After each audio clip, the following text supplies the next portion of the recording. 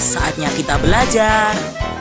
Jangan lupa klik subscribe, like, dan komentar untuk mendapat update video terbaru kami ya. Ayah, apa ayah sudah selesai makan? Ada yang ingin aku tanyakan ya? Sudah nak, ada apa? Duduklah sini Vito. Iya ya. Jadi begini ya, aku penasaran tentang petualangan kita kemarin dengan mesin waktu untuk melihat kenampakan alam. Apa yang kamu pikirkan nak? Tadi aku mencoba mencari tempat-tempat yang kita kunjungi itu di peta. Aku masih belum menemukannya ya. Oh begitu, baiklah Vito. Ayo kita gunakan virtual reality. Ayah akan membantumu. Yes, ayo ayah. Begini nak, seperti yang sudah ayah jelaskan kemarin, untuk mengetahui keadaan geografis pada peta, kamu harus memahami simbol yang ada di peta.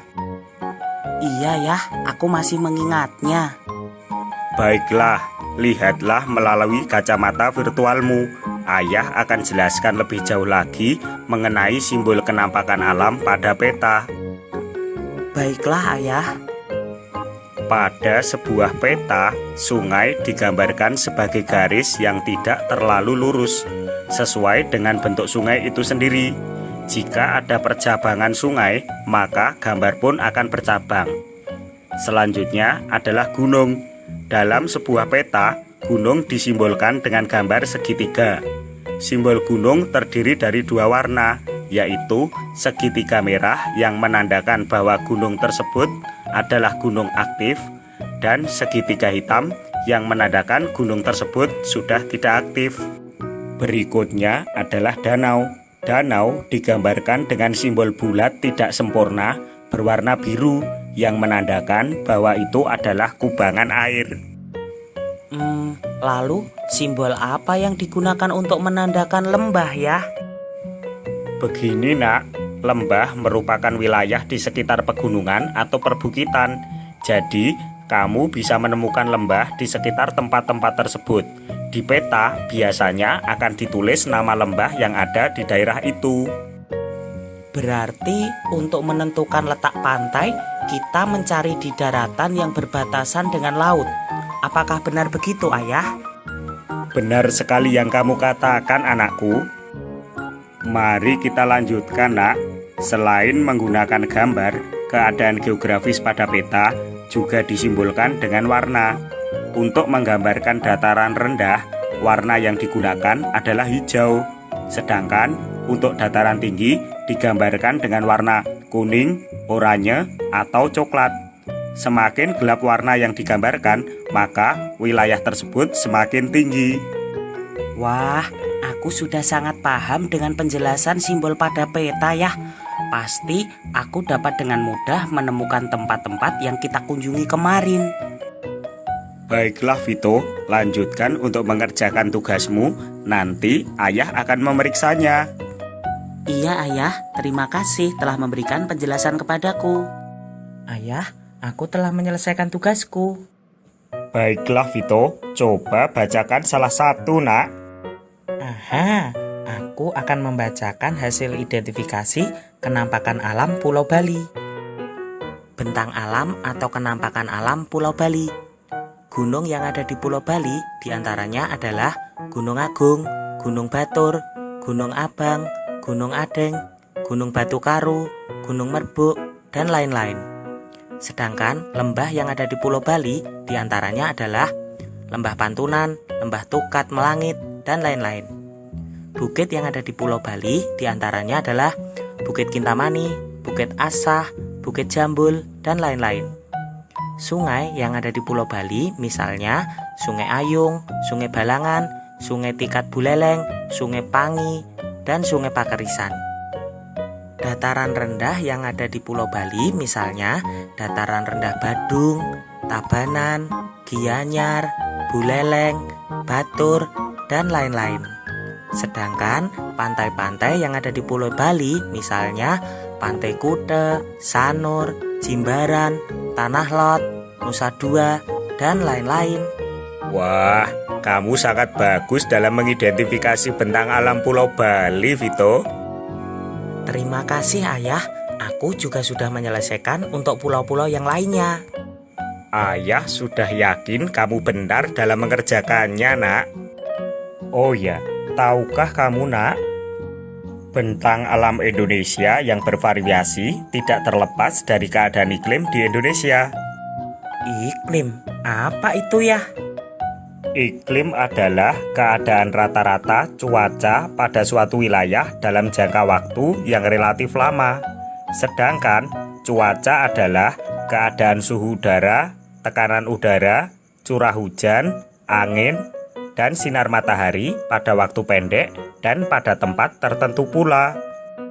Letak wilayah Indonesia yang berada tepat di tengah bumi membuat Indonesia beriklim tropis. Ciri iklim tropis adalah suhu udara yang tinggi sepanjang tahun. Selain itu, ciri iklim tropis lainnya adalah lamanya siang dan malam hampir sama, yaitu 12 jam. Secara umum, keadaan iklim di Indonesia dipengaruhi oleh 3 jenis iklim, yaitu iklim musim, iklim laut, dan iklim panas. Aku masih belum paham ya, bisa jelaskan lebih jauh lagi? Begini Vito, iklim musim dipengaruhi oleh angin musim yang berubah-ubah setiap periode tertentu.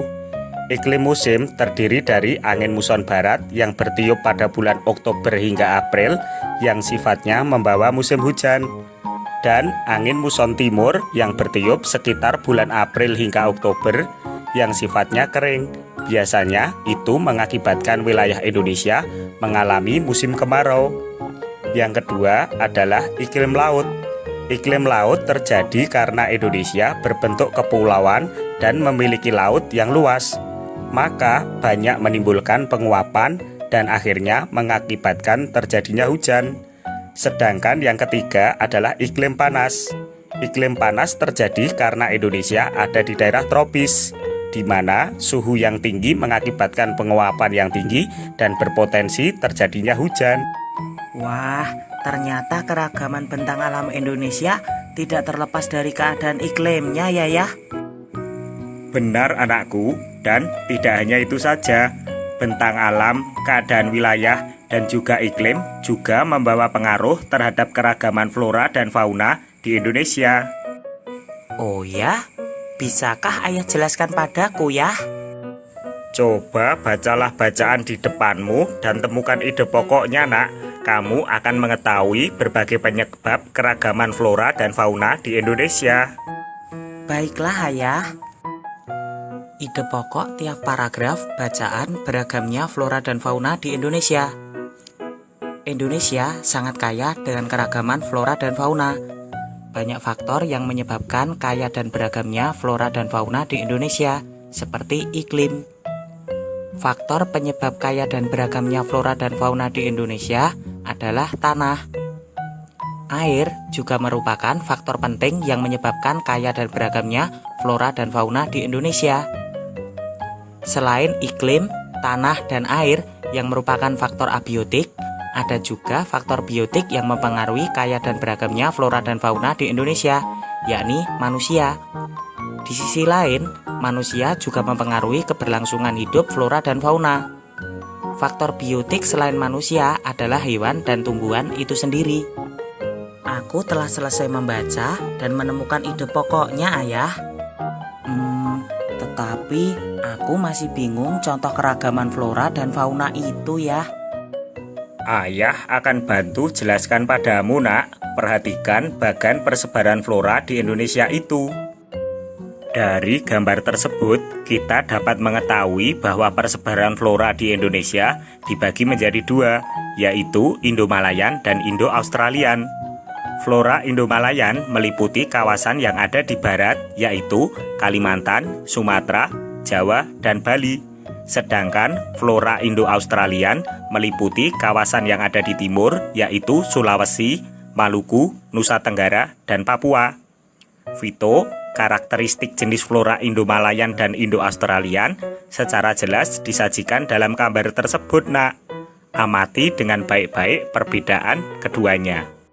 Sekarang aku sudah paham persebaran flora di Indonesia ya. Lalu, bagaimana dengan persebaran faunanya? Apa maksud garis dalam peta ini ya? Itu adalah peta persebaran fauna di Indonesia, Nak. Garis yang berwarna merah itu adalah garis Wallace. Garis Wallace adalah garis khayal yang membagi fauna di Indonesia bagian barat dan fauna Indonesia bagian tengah. Sedangkan garis berwarna biru itu adalah garis Weber, Nak. Berarti garis Weber adalah garis khayal yang membagi fauna Indonesia bagian tengah dan fauna Indonesia bagian timur. Apakah benar seperti itu, Ayah? Benar sekali yang kamu katakan, Vito. Untuk lebih jelas dalam memahami persebaran fauna di Indonesia, coba kamu perhatikan dengan baik bagan itu, Nak. Baiklah, Ayah. Persebaran fauna di Indonesia dibagi menjadi 3. Yang pertama adalah fauna Indonesia Barat atau Asiatis. Fauna Indonesia Barat banyak ditemui hewan besar seperti gajah, badak bercula 1, banteng, macan, tapir, kerbau, rusa, orangutan, monyet, babi hutan, bekantan, dan lain-lain. Banyak juga ditemui reptil seperti ular, kadal, tokek, buaya, biawak, bunglon, kura-kura, dan terenggiling. Berbagai jenis burung yang banyak dijumpai di daerah ini antara lain burung hantu, elang, merak, gagak, jalak, kutilang, dan berbagai macam unggas. Adapun berbagai macam ikan air tawar dapat dijumpai di wilayah ini seperti pesut. Yang kedua adalah fauna Indonesia Tengah atau peralihan. Fauna yang menghuni wilayah ini antara lain babi rusa, anoa, kuda, monyet sabak, babi, beruang, ikan duyung, kuskus, monyet hitam, tarsius, sapi, dan banteng. Reptil yang menghuni wilayah ini antara lain biawak, komodo, buaya, dan ular. Berbagai jenis burung yang banyak dijumpai di daerah ini antara lain maleo, mandar, raja udang, burung dewata, rangkong, dan kakak tua serta nuri. Fauna tipe ketiga adalah fauna Indonesia Timur atau Australis. Mamalia yang banyak ditemui di wilayah ini antara lain beruang, kanguru, walabi, landa irian, kuskus, kanguru pohon, pemanjat berkantung, dan kelelawar. Di wilayah ini tidak ditemukan kera. Banyak juga ditemui jenis reptil seperti ular, kadal, buaya, dan biawak. Berbagai jenis burung yang banyak dijumpai di daerah ini antara lain cendrawasih, kasuari, nuri, dan namudur. Adapun jenis ikan air tawar relatif sedikit. Wah, aku sekarang sudah paham persebaran flora dan fauna Indonesia, Ayah. Dengan mempelajari berbagai keragaman yang ada di Indonesia, aku semakin bangga menjadi warga Indonesia.